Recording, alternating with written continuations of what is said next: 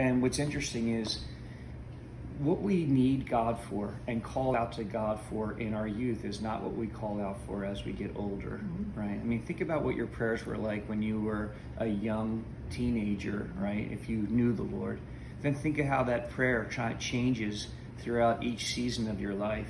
And in those older years, I mean, when he says, cast me not off, of course, he's not talking physically. He's not like he's on God's back.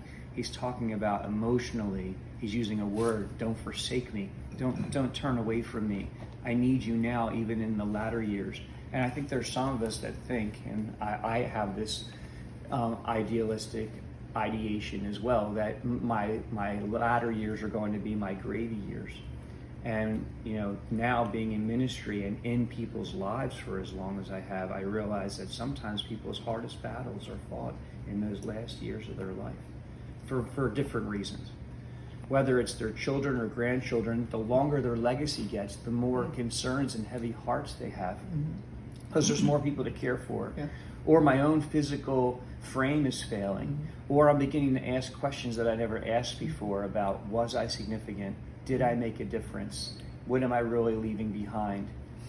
Did my life amount to anything spiritually? And so in that last season, sometimes we feel we have depressive thoughts. And here's this writer of this Psalm 71 saying, don't abandon me now. Don't cast me off. Don't forsake me. I need you even in this season. And I said we were finishing, but if we even had more time, we could look in the scriptures at people like Moses strikes the rock right at the end of a really long life journey.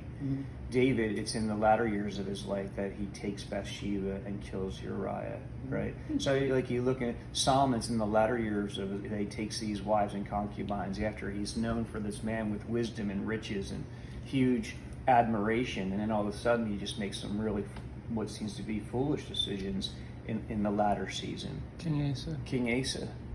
Right, 2 Chronicles 16, right, it was in the latter years of his life that he made foolish decisions as well. So I'm just saying that that's definitely a significant prayer for us to still pray today.